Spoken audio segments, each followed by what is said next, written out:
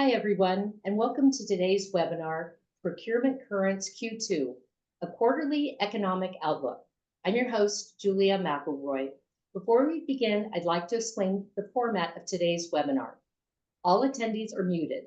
If you have a question, please type it in the chat or Q&A box. In a few days, you'll receive an email from NASPO that includes a survey as well as materials from today's presentation. Today's webinar is good for 1 hour of continuing education. To receive your certificate, please complete the survey in the upcoming email. Your feedback is valuable to us at NASPO, so thank you in advance. With that, I'm pleased to introduce our speakers. We're honored to have the RFP Doctors from the Center of Procurement Excellence. The Center of Procurement Excellence is a nonprofit organization that focuses on improving procurement practices through education, training, and certification. Today's topic is the influx of Gen Z to the workforce and other related workforce dynamics. Jake, please take it away. Okay, well, thank you so much, Julia, and thank you all for being here today. It's good to see many of you from last month, perhaps, and some new friends too. So we're super grateful to be here today. Today's topic, kind of the game plan for today, is that we're going to go through and talk about some of the current recent economic data. Always like to provide updates. There's been lots of talk and various things that have happened recently, and but we're going to spend most of the time focusing on the workforce, Gen Z, and how that affects us as procurement professionals. And that's kind of the game plan for today here. So for those that are new, Procurement Currents, what this is a quarterly event. Obviously, we're live here today. We'll cover economic, workforce, supply chain updates, and other information that's pertinent to you all as procurement professionals across North America.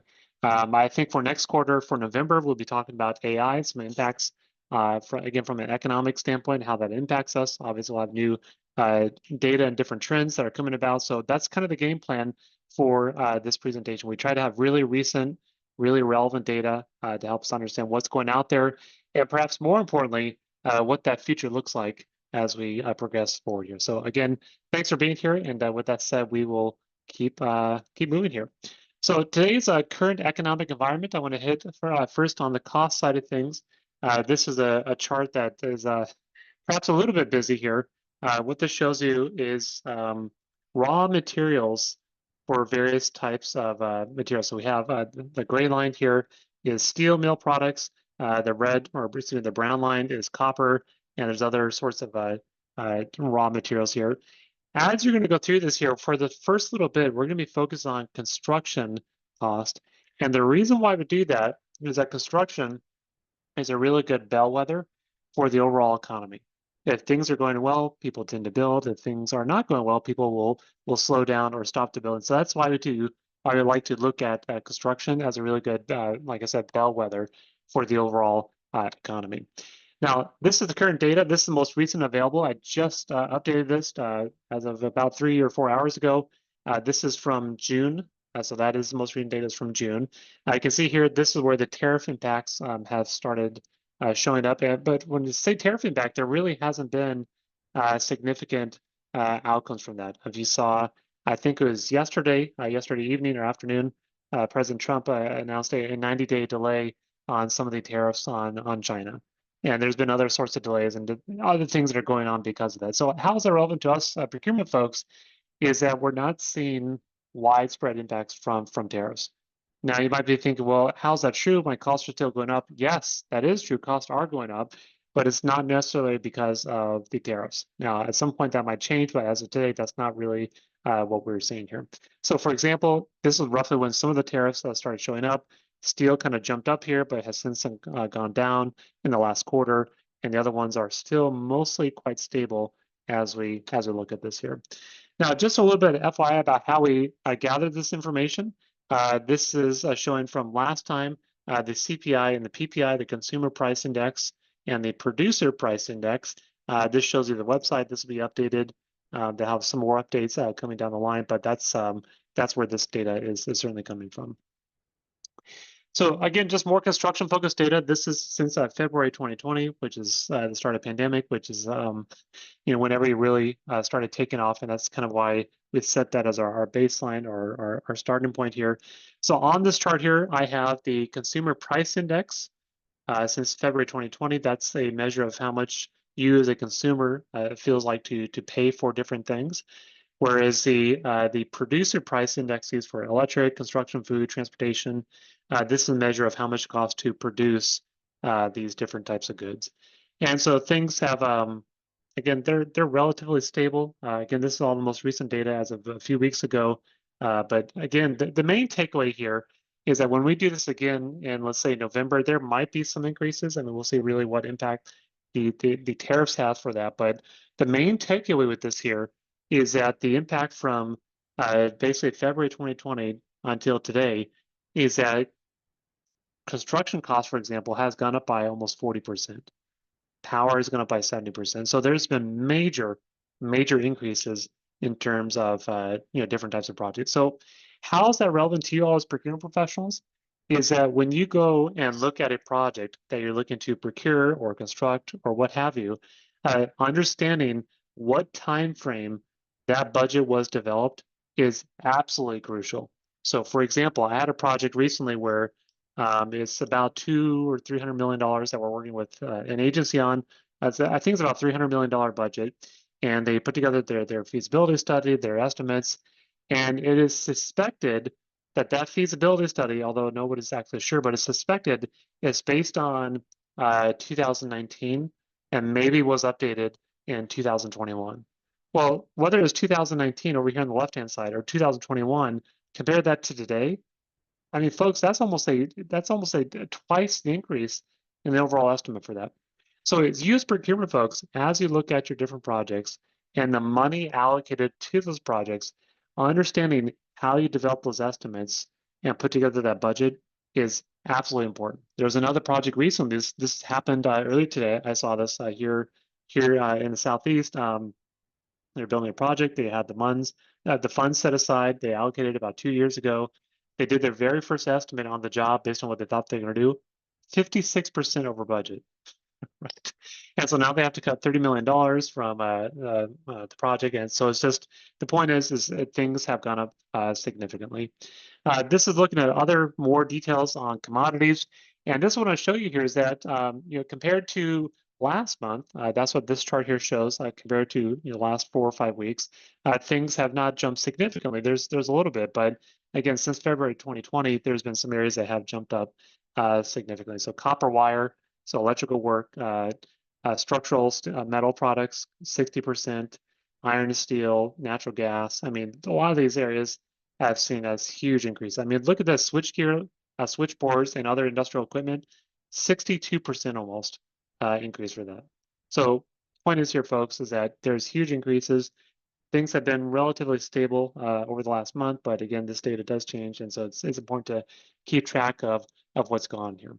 Now, this article, this was published just, I think this was today.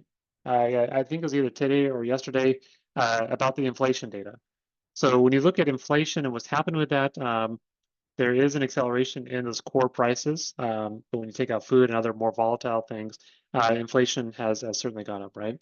So in going through this here, one of the key measures of the underlying inflation that rose in July as businesses grappled with the various tariffs, most likely was not significant to deter the Fed next month to lower its interest rates.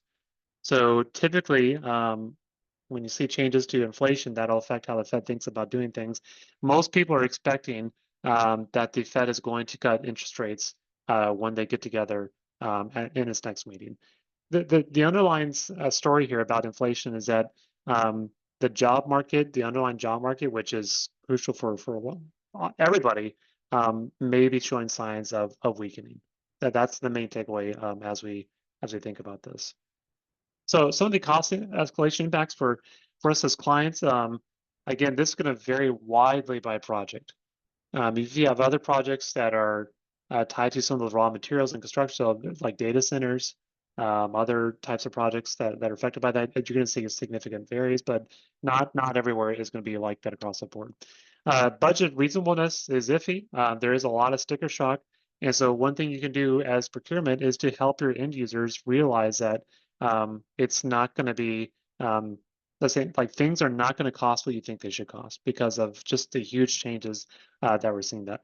Because of that, and this is like, I'm not going to jump on my desk here, but this is like red alert status, is that there's going to be a lot of temptation for your end users to say, well, shoot, let's just go low bid.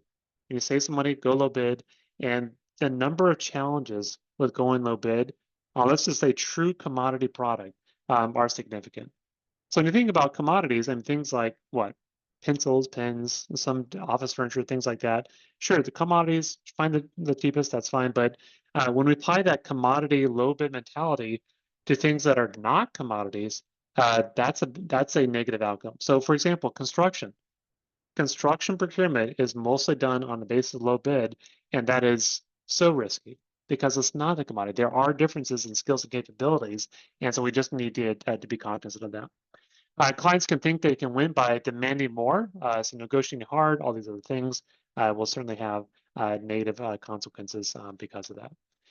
So I just talked about all that. I don't know why that did that here. For suppliers, it's hard to forecast costs. Contingencies are unbalanced. And what that means here is that because of the uncertainty in what's happening in the market, many suppliers will have lots of contingency because, well, we don't know what the market's going to do.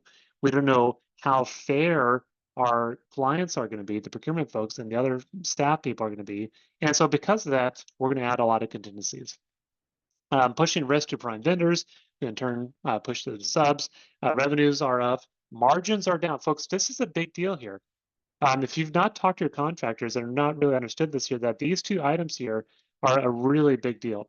So what that means here is that from a supplier standpoint, vendor standpoint, is that they're having record levels of revenue, meaning raw dollars coming in. But as you go through the details and look at the actual margins on that, it's lower than ever. And because of that, it's a fallacy to think, well, revenues are up, things are good, but in reality, profit margins are what drive everything. That's what we really need to be focused on, especially from a vendor standpoint. And therefore, cash flows are a major risk here, right? So those are all cost impacts that we're seeing from a spending standpoint.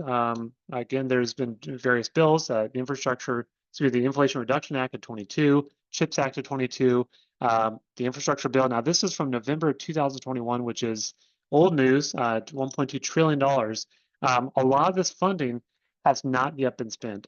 So I saw 3 or 4 weeks ago that the government has signed off on, I think it was around $800 billion or so of new funds that are now going to be spent because of this, or something. Maybe it wasn't 800 billion, but a huge amount of money recently was signed off to do that. So there's more work coming, and we'll see what that actual impact is on our projects. Now, what this is here is the surplus or the deficit of the U.S. government's budget, and we're talking much more at a macroeconomic level here. And so you can see here that the deficit is quite significant, is relative to that budget, and there's other ways to look at that, right? So what this chart here shows is the interest payments from the federal government to pay for its debt. I think if I remember right, the interest payments was the third largest single expenditure from the U.S. federal government in its total budget. I think number 1 was Social Security, 2 is the military, and 3 is interest payments. So if you just kind of translate that to your own personal finances, when you think about your monthly budget, I mean, how much of that money that you take in goes towards paying off not the actual principal of your debt, but just the interest on that debt? And you see here that the percentage changes here. I mean, this is incredible, right? In fact, there's other data. The United States hit $34 trillion in debt in January of 2024. 34 trillion. July of 24, that's 6 months later, 35 trillion. And in November, 6 months after that, up to $36 trillion, right? So we're now adding $1 trillion more to the national debt about every 5 months, right? I mean, that's twice as fast as the average rate over the last 5 years. And so there's another article that came out that later this year, the Treasury is going to have to come up with $1 trillion in a single month just to pay for all this, right? So anybody know what the current national debt is? You can look online. There's websites that talk about current national debt. $37 trillion. Now, on this same website here, this shows about $35 trillion, $35.5 trillion. So even the top of this website compared to these graphs here, it's significant, right? So if you just look at the slope of these lines here, how things increase. So this is 2004. This is the Great Financial Recession, and that's what it is. Here's COVID. And so just the overall debt in the United States has increased significantly over this period of time, and it's coming to a head, right? So when you think about from a federal government standpoint, and we're not going to go too far down this rabbit hole, but from a federal government standpoint, what tools does the government have to deal with debt, right? Well, think about the future over the next 10 to 15 years, or less than that actually, as baby boomers start taking Social Security. That's also going to go. Anybody know the current date that Social Security is going to run out of funds? 2037. And folks, that is not that far away, right? So when you ask yourself, well, what's going to happen because of all this here? And you think about all these different debt impacts. One is increase your tax base. And as you're going to see here in a little bit, that's not possible, meaning there's going to be fewer people, there's fewer taxable incomes, especially baby boomers also moving on. There's going to be fewer people to tax. So that's not going to work out. You can increase the tax rates, right? But that's not very popular, so that's not going to happen, right? I can also increase the retirement age. And if anybody saw, I think it was a year or two ago, maybe it was 2 years ago in France, they had increased the retirement rates, the retirement ages. I think it was from like 61 up to 63 or something like that. And anybody know what happened? I mean, it was riots everywhere, right? So the point is here is there's not easy solutions to deal with. And as we think about the upcoming workforce demographics that's going to affect all this, it's going to be challenging, right? And so this is, as as we're kind of thinking about what's going on here, this is coming across as a negative presentation. That's not really our intent here, but rather to focus on this is the reality of what's going on. And because of that, if we know what's going to happen, that means we could do something about it. We can be aware, we can be cognizant, and we can try to do something to deal with them. Okay, so that's current spending. We talked about cost here today. The rest of our discussion here today, we really want to focus on the workforce side of things, and specifically the future of the workforce and understanding Gen Z. Gen Z is a new group of workers that are about to come in. They've already started coming in into our current organizations. Many of them are current college students. So I work with many of these folks, and a lot of these folks are now coming into the workforce. Now, I want to give a kind of a brief history lesson, and this is going to tie into Gen Z because this all kind of fits together, and hopefully this will come across. Julie, I don't know if folks can use the chat box, but do you have questions or comments? Definitely use the chat box. I am keeping my eyes on this as we go throughout the presentation. So if you have questions or comments, definitely use the chat. I'll be sure to respond to those and take a look at that, right? Okay, let's go through a very brief history lesson to help us understand what's actually going on out there. Again, I want to go to a construction example, but the reason why I like to do this here is that it really laser focuses on the impacts that we're going to see going forward. So this blue line here is the spending in construction. This is the spending in construction. These are dollars. The black line is the total number of people that work in construction. So these are employees, number of employees. So as you look at this chart here, there's a couple of things that are of interest. So right here, you see a big decline in the number of people that work in construction. That is due to COVID. So it's it dropped off for COVID, then it picked right back up, and we kept going here, right? So we had a decline from COVID. But what you see here is that if you look at the relative slope of this line, like how this line is going up, relative to this blue line up here, which is dollars spent, they don't match. In other words, the cost of doing things is going up much faster than the people that are working in construction. The other thing that's interesting too, when you think about this, is that the number of people that we currently have working in this sector is more than we've tracked in the last 25 years, right? So you think to yourself, and you've probably seen the headlines that there's worker shortages, can't find enough people working in construction, all these other workforce challenges here. And yet when you look at the data and you ask yourself, we have more people than ever, and yet we still can't find enough people. What in the world is going on? And the costs are also going up significantly. What's going on here is that when you think about when the people left as a result of COVID, like we had a bunch of people left, and then they came back here, and the question we should ask ourselves, let me kind of clear this off on the screen here, is the question we should be asking here or thinking about is these people right here, after COVID, after we started returning to the workplace, these people right here, who came back to the workforce? Was it our older, more experienced people, or is it younger people? And the answer is younger people. And that has significant impacts on productivity, on quality, on safety. In fact, so if you look over the last 5 to 7 years, the number of fatalities and injuries in the workplace has generally been going down. My expectation over the next 2 to 3 years is that the number of fatalities and injuries is going to jump because of the number of new people that are coming into work. In fact, there's estimates about 10 to 15% of everybody that's working in construction right now, for example, are brand new. They're green. So when you think about it and why it's such a big deal, just another way to illustrate this is that think about from you all when you were growing up. How many of you had like a shop class or like a woodworking class, high school or middle school, right? I mean, most of y'all probably had something like that.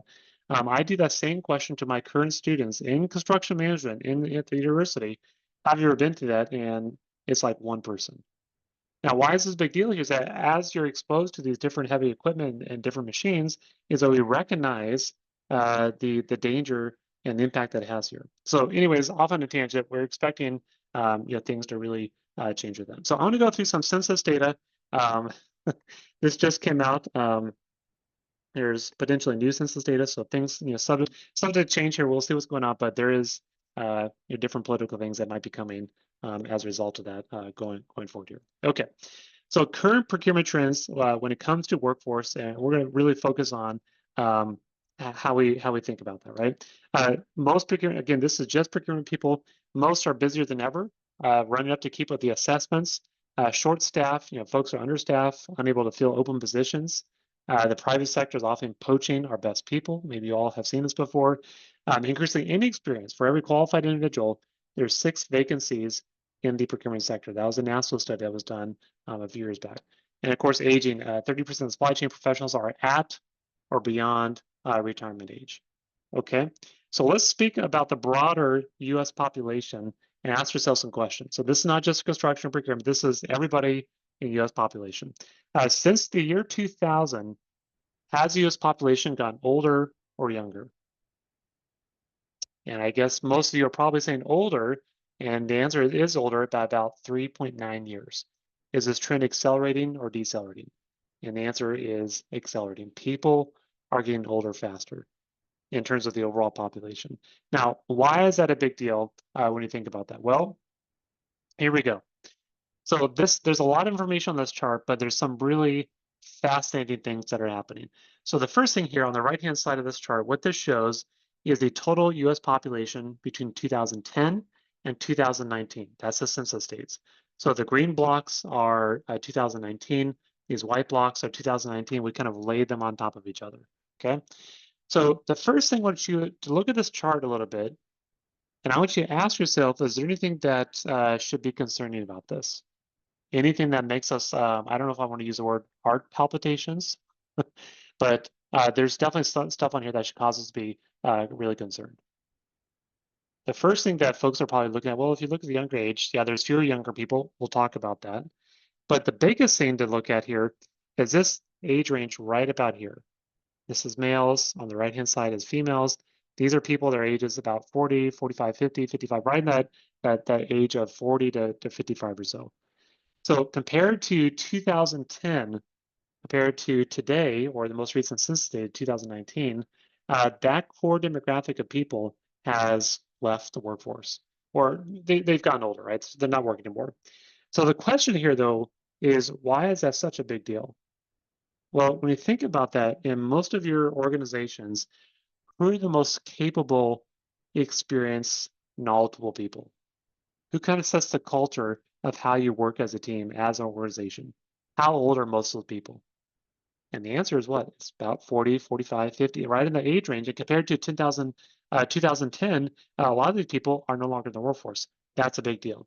How about birth rates? So you look on the bottom of this chart here. So let's actually break down some of the data as to what birth rates look like. In 2020, the birth rate was 4% lower than 2019. That was the lowest ever.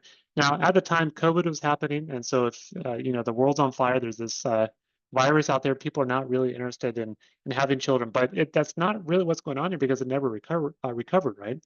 So 11.99 births per 1,000 people. 2021, it went up by 1%. 22, up 0.9%. And 2023, the birth rate dropped to 10.7 births per 1,000 people. 23, this is the most recent data, 1.62 births per woman. This is the lowest ever recorded at that time. 2024, 1.59 births per woman, a new low record. 31% higher in 1990, to 102% higher in 1950. Now, folks, I'll tell you what, this is a big deal. This is significant. And we're going to break this down a little bit further here, but the reason why here is that we have demands in terms of our current infrastructure, how we operate as a society, are assuming we have this many people. And as we have older people that lead the workforce but are still alive, and people that are coming in to replace them, there's not enough people to fill these jobs, even though we still have demand for those services. So for many of you that work in, let's say, public works or water services, you're going to see that a lot of older people retire, and yet they still need to have, water and sewer provided to their homes, for example. But the people to actually maintain that equipment and construct new equipment is not going to be there. This is a big deal. This looks at other countries. So you can see here, this is the G7. So here's, again, the US, 1.62, Canada, 1.26, Japan, Italy, even lower. And so this is certainly a big deal as to what happened. So this one, the baby boomers were born. They had all these kids. Well, they were born into that. And since then, everything has dropped off, quite significantly since that time. Okay. Now, I'm going to go through some numbers here.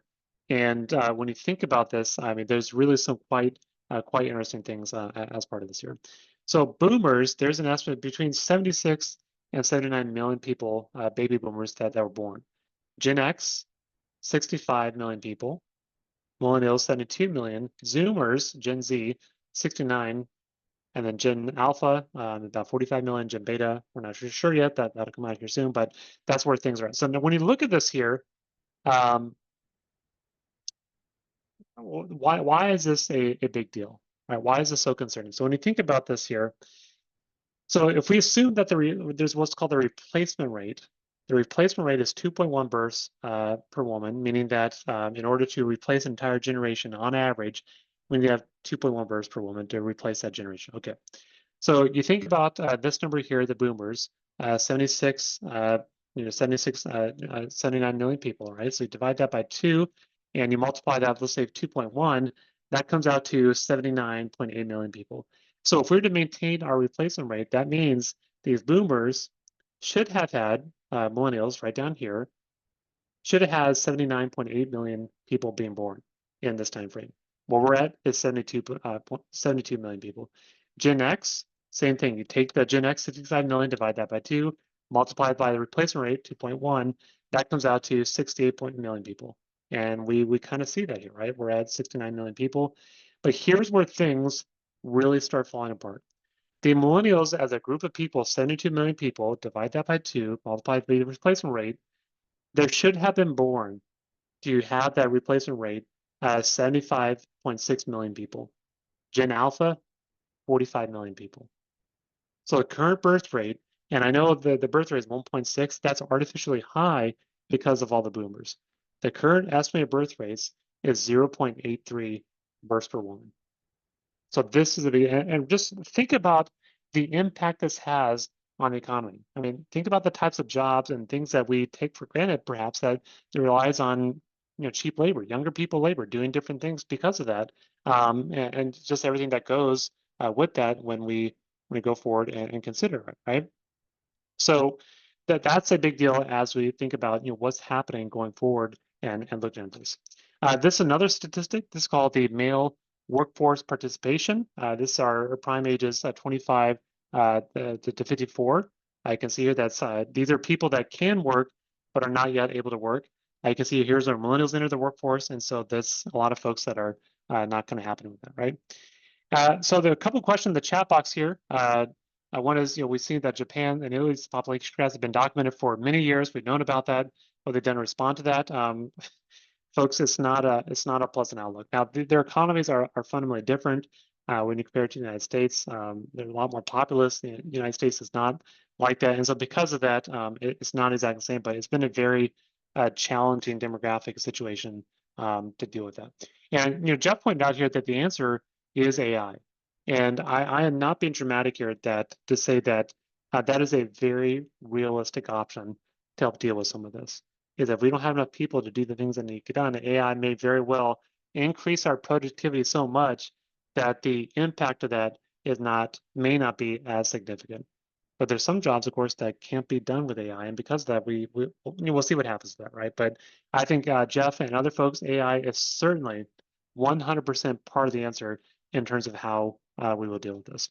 So other challenges here too. The baby boomers, as a generation of people, have created more wealth than any other generation combined in the entire history of planet Earth. $80 trillion.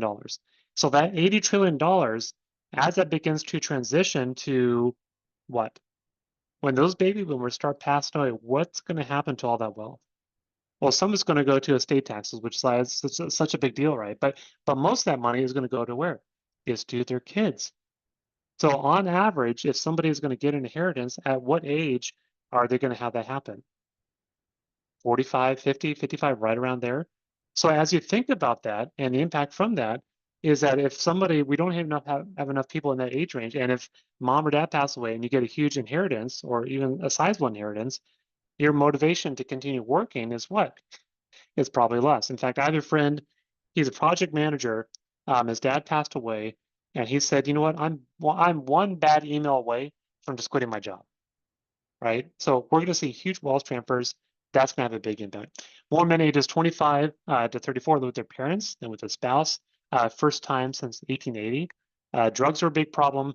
And it's really quite significant as we think. And going back to this drug thing here, I mean, I don't have personal experience with this, but today's modern drugs, illicit drugs, are not the same as what they were historically. So think of it from a scale from 1 to 100. Marijuana might be like a 1 or 2 in terms of like addictiveness. Cocaine might be like a 5 or a 6. Today's modern opioids and illicit drugs are like a 90. You try it once and you're addicted for life. I mean, it's a big deal. In fact, I've just read an article last week that there's a new type of drug. I think it's like 1/10 of a gram is fatal, and now it's started entering the supply chain for illicit drugs, and it's a big problem in Europe right now, in London, or excuse me, in the UK, and so they're having to deal with that. It's a big deal, and going forward, it's going to be challenging to deal with some of that, right? So I'm also joined by Ken Sullivan. So Ken, if you have any comments or anything else, definitely jump in. I see you jump on the chat box. Feel free to jump in, but I'm going to keep moving. But feel free to unmute yourself and jump in if you do have any comments as we go forward with that. Okay. So the next thing to do here is kind of illustrate to us how things are changing in the overall population. Now, anybody that looks at this here, when you look at this chart, historically, we call this a population pyramid, meaning it looks like a pyramid. It's small on the top, wide on the bottom, population. The technical term is a histogram, but I kind of have a joke that's going to come here as we look at what's going to happen over time. So this is 1960, right? 1960, males on the left, females on the right, 1960, right? Here's all the baby boomers here in the bottom. Here's 1980, right? So now the baby boomers are getting older, right? And now they're coming into the workforce. And all sorts of other things happen in the 80s. So things like Michael Jackson and 80s music and all this other stuff. People are coming into their own. They have a lot more money now, and that's really what's happening. Here's 2000, right? So here's the boomers right here, and then finally here's 2020. So when you think about this here and how things have changed, how this population pyramid has really become not a pyramid, almost like a mushroom, right? This is a big deal. And as these folks become older and they start collecting Social Security, it's fundamentally shifting how our demographics look going forward. What this shows here is the percentage of the population that is more than 60 years old. So you can see here in the last 10 years, and as it goes forward, The population is obviously getting much older. Doesn't really level off to about 2030 or so, and even then it continues to go up. Similar chart, but this is flipped the other way. This is the percentage of the population that's less than 25 years old. And so the reason why we like this here, because what this shows are the people that are entering the work. These are new workers that can enter the workforce. And when you think about this, so this is the number of people. Here are the future workers in our organizations. These people right here are just now entering the workforce, and the percentage of people that are available is only going to drop over time as we get forward here, right? So when you think about that, and really what these are Gen Z folks that are just now getting hired, and there's going to be fewer and fewer of them as we go forward into the future and look at this. Some examples, this is an organization we recently talked with. This is as of today. These are average ages of key people on the project. So the project sponsor, 39 years old, their project manager is 33. There's a 29-year-old manager, there's an analyst, 32, two quality managers, ages 46 and 31. That's as of today. The same organization, the same project or procurement 3 years ago, here's what they looked like. 59, 48, 47, 47, 43, and 41. Not just the same account, right? It's incredible. So when you look at the changes here, that who we're working with and how these generational shifts are shifting over time here are really quite significant. Another project that we're working on is that the lead project manager was in his late 30s, and on the owner's side, the person who's worked with them was, I think, was in 62, 63, something like. He hadn't retired yet, but he was still on the job. So normally, when you think about a senior person from like a supplier is in his late 30s, and on the owner's side, that person is, let's say, in their early 60s, a 30-year gap. And the question we ask ourselves from a leadership perspective is, how do we have these two folks work together? I mean, their experiences, their backgrounds are so fundamentally different that it's not the same, right? So when you think about baby boomers and how they came into existence here, and in terms of their leadership positions inside of the companies, so you go back to this slide over here. What we like to think about are what we call maybe some of these boomerisms, right? And so the legacy of these folks in the workplace. So boomerism, as I kind of talked about here, is that the context of this is that in the 80s and the 90s, when the boomers were all trying to get jobs, there was far more people than there were jobs available. And so because of that, that kind of that influenced the corporate culture in a lot of these organizations. So what does that mean here? So let's say that you are a boomer in 1990, whatever, trying to get a job. There's far more people also trying to get jobs, so it's very competitive. If you are able to secure a job and get a position, how dedicated are you to that job? Probably extremely, right? Because you're so thankful to have a job, right? Are you willing to go anywhere for that job? Yes. Are you willing to stay late, put in the extra hours, work on Saturdays, work late nights to get the job done because you have a job and a lot of other people don't? Yes, of course, right? So what happens now is that over time, is that as these people start getting their jobs in the 80s and 90s and early 2000s, they start becoming more senior managers. And they think to themselves that, well, I'm a senior manager now, right? They're very mobile. And because of that, they think, you know what? I worked hard. I did all these things. I expect who? The new workers to also do this. They're trying to get started in their careers. They got to cut their teeth on these very difficult situations. I expect them to be able to do that. The challenge with that, though, is that it's not the same environment. It's fundamentally different compared to where we are today, where things were back, 30 years ago, right? So because of that, our key assumptions about having a skilled workforce, stable supply chains and stable pricing, as we've seen in the data we literally talked about, 30 minutes ago, those assumptions about what we have as a workforce are no longer valid. So because of that, as the boomers begin this mass exodus, because of the recession, some folks delayed retirements by 10 to 15 years. In fact, I have colleagues and friends that want to retire during the 2008 recession, but couldn't because they lost a huge amount of value from their portfolios, right? So the most productive employees compensated for the millennial productivity gaps, but are now retiring in masses. So we've known about this for a long time. They're now starting to return in mass, and the lack of productivity by the younger folks is now coming in here to deal with this, right? So when you think about kind of the last little bit we're going to talk about for our discussion here today is the Gen Z, the Zoomers. These are folks that are now coming into our workforce. What do they look like? So there's various studies out there. You can find what you want, but I mean, there's all sorts of stats about this, right? 90% of them experience burnout, feel drained, lack 19% of college graduates bring a parent to a job interview. Now, I will tell you, folks, I don't know if I believe that one, but maybe, right? I mean, I'm not sure if you all know here, but they, as faculty members, they give us training on how to respond to when a parent calls you up and wants to talk about their kids' grades. Now, what we can do as faculty is very little. We're not allowed to discuss that because of HIPAA rules and FERPA or FERPA rules. We're not allowed to talk about student performance because it's literally an adult, right? You can't do that sort of thing, right? But I've had colleagues. I mean, there's folks that reach out to various people in the organization. If somebody fails a test or exam, they go to the dean or chancellor. It's a huge challenge to deal with that, right?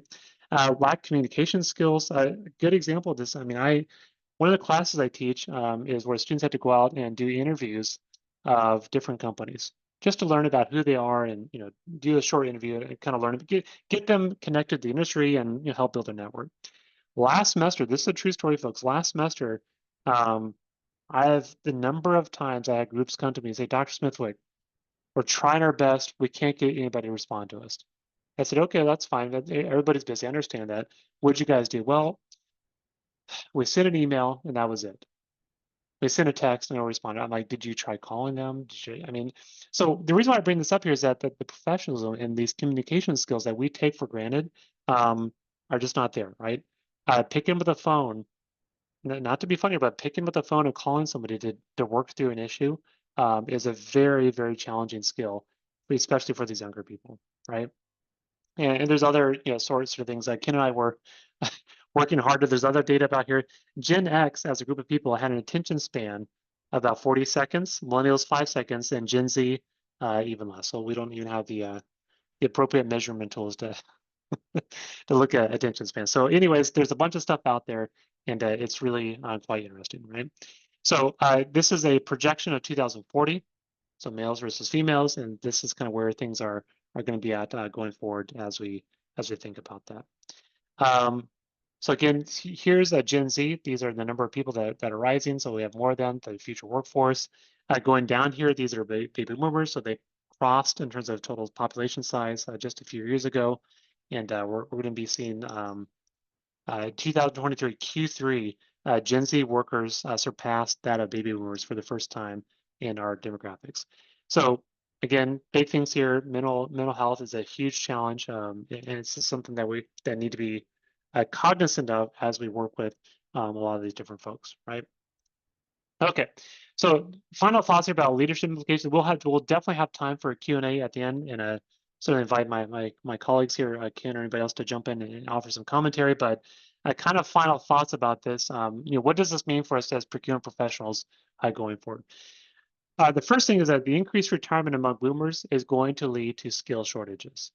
That's the first thing, is that as you find yourself in these leadership positions, finding people that just know how to get it done and have those skill sets is going to be more challenging. Losing this experience faster than we're replacing it, and so we're going to see quality and challenges, quality go down, challenges go up, and because we're competing for a smaller pool of people that's available for this, right? There's different studies out there.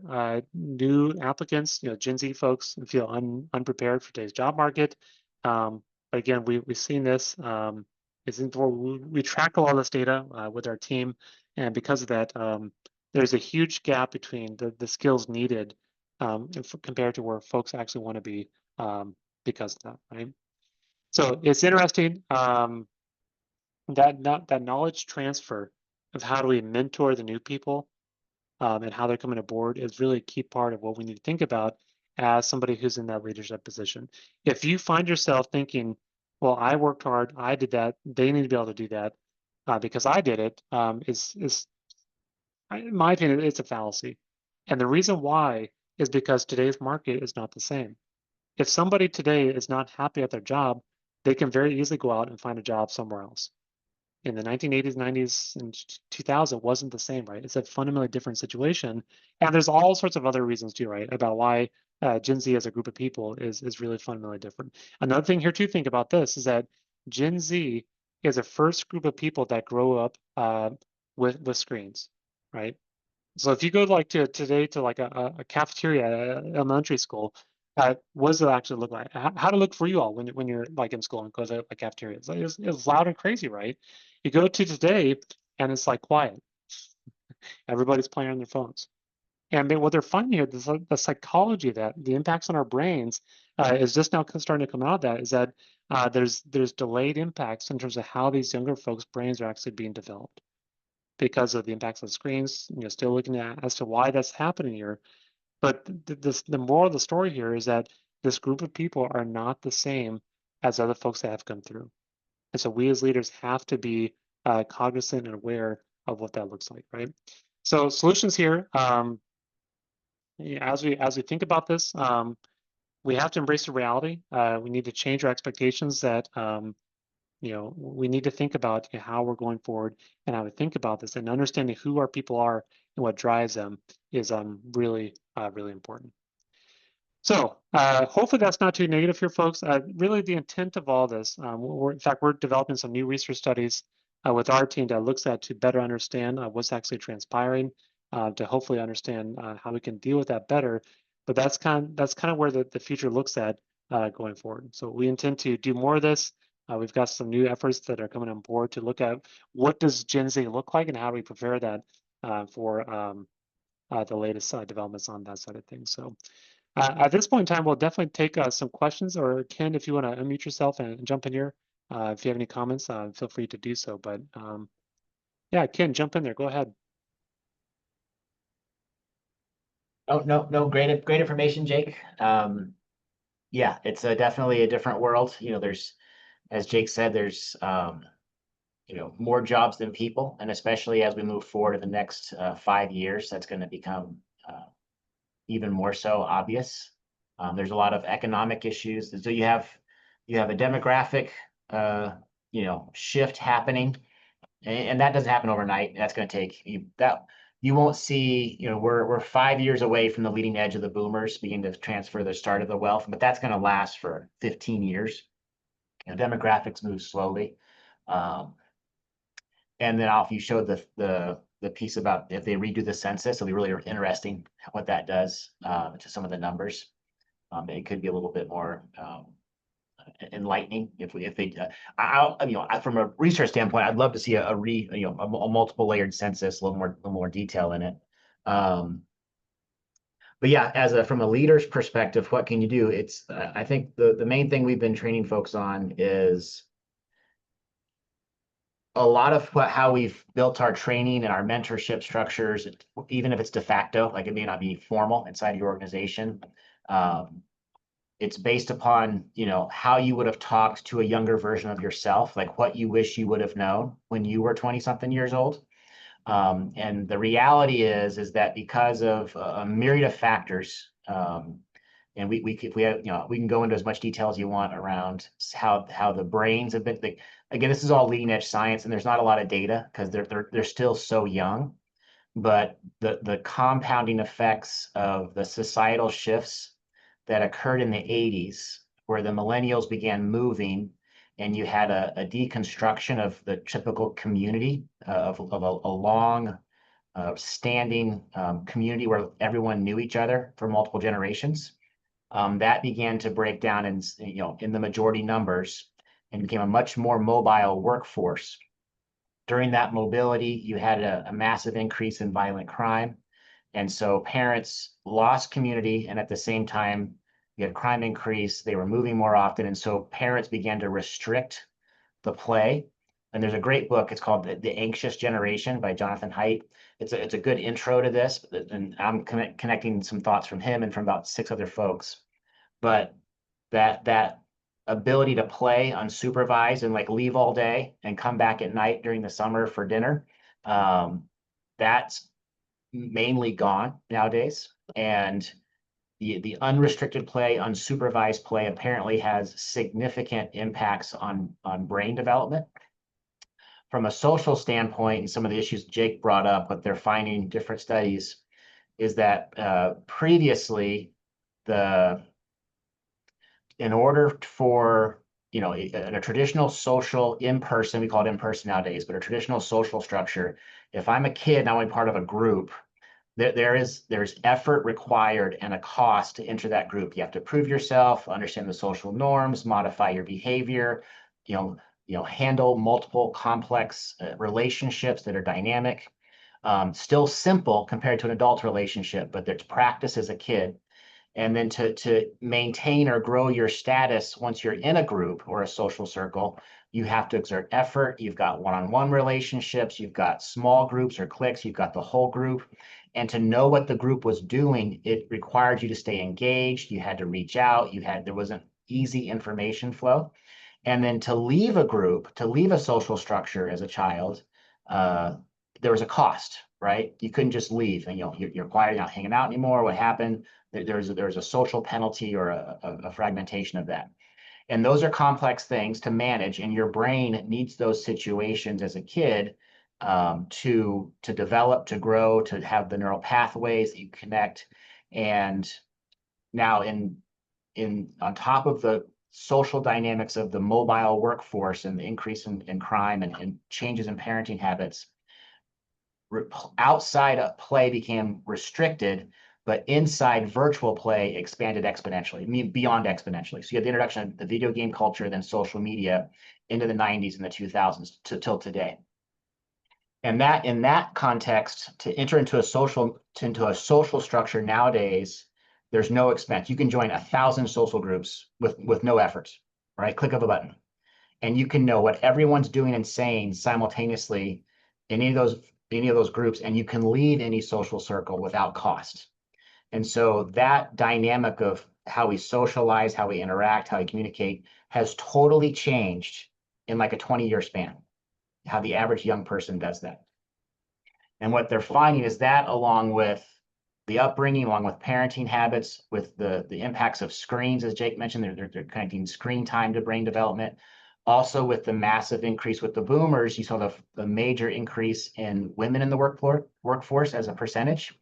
And, you know, and accompanying that, you saw the advent of daycare and the industrialization of daycare.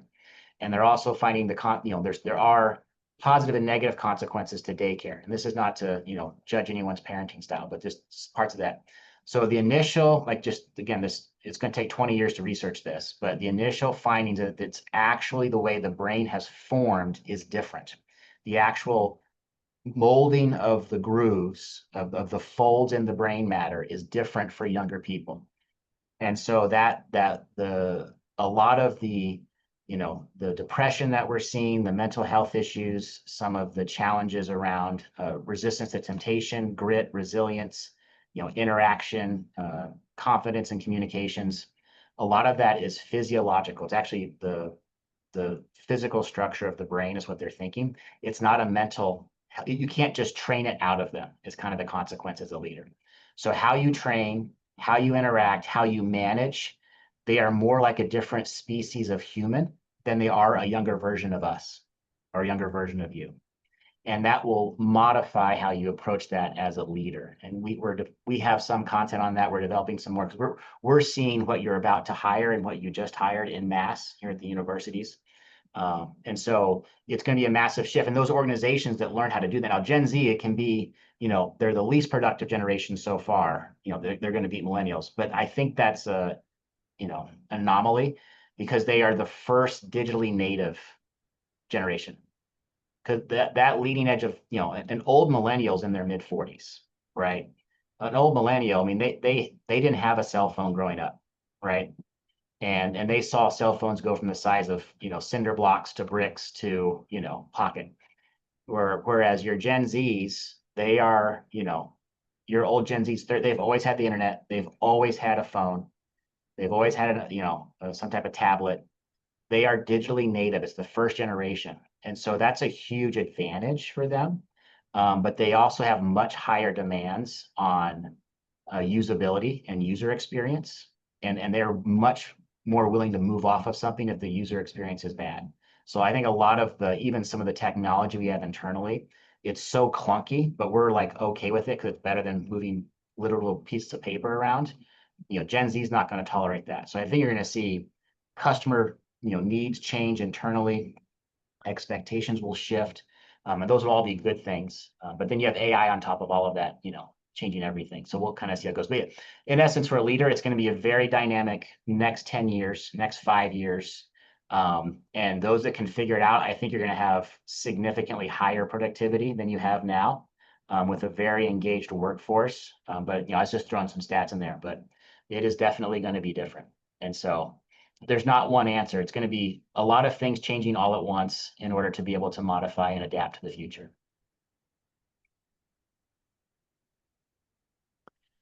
Great. Well, thanks, Ken. We've got a few more minutes here. Other questions or comments? I see we've got a few things coming in on the chat box here, but if you have any questions, feel free to do that. We will send out an email to everybody as well. They're also the youngest ever generation to get involved in retirement and stocks and trading. Much more adept at that than prior generations. A lot is because of technology, and they can do it from their phone. They can do day trading and whatnot, day trading, but they can be active investors and traders on their phones. Now, one thing during COVID, I couldn't believe how much of the chat room during online classes was about stocks and what they were trading, what they were finding. It was interesting. If you remember the GameStop thing that happened, Jake, you remember that? I do. My Yep. students were talking about that about 4 months before it hit the news. They Really? all knew about it, right? Yeah. Yep.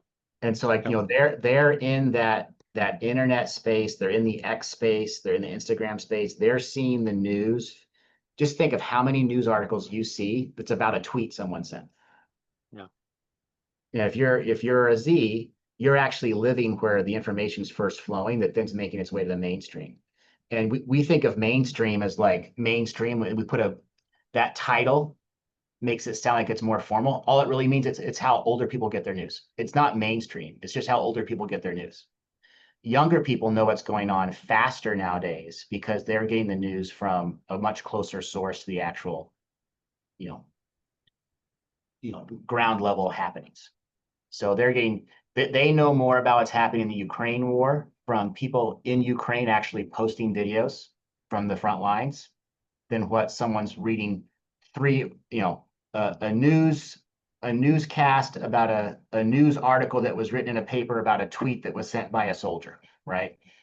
Whereas the Z just saw the tweet directly, right? And they saw the video of the drone flying into tank. Anyway, it's a different world. So they're very on top of things, but they're also the most pessimistic about the future generation. The most pessimistic generation about the future. There's some crazy stat. I have a bunch of stats. I can find one on it. Yeah, the vast majority do not believe life will be better in the future, and only 19% of Gen Zs that are in the workforce, 18 to 26 years old, consider themselves very happy. Right. So that I think part of this, they have just so much information. Another thing they're seeing is something called it's mass psychogenic amnesia. This is a newer phenomena. It's not quite defined yet, but basically there's so much information flowing into brains, especially young people. Their brains aren't as developed. So you get that because a male brain is not, on average, is not fully developed until 32 years old, and the female brain is fully developed at 28. Not because it takes less, they go faster. That's why the girls are more mature than boys usually growing up. Their brains grow faster. So anyway, the way of, I probably was going to talk about, but the movement, there's so much information, mass psychogenic amnesia, so much information is flowing into their brains. Their brains are actually activating defense mechanisms, and they can't remember stuff as well. And they'll quickly forget about things and move on to something else. Part of that's the attention span, but it's not just attention, it's actual memory. And with that loss of long-term memory, because there's so much information flowing, it just gets blocked and erased. They struggle with developing core identity and core morals. And so that's why you see potentially some of these shifts in how they identify, and that can shift 3 or 4 times in a 5-year span. And a lot of is also moving into how their brains are trying to adjust to this world of just mass information flowing that no one's ever had to deal with that before, ever in the history of society. And it's all happened here in the last 15 years.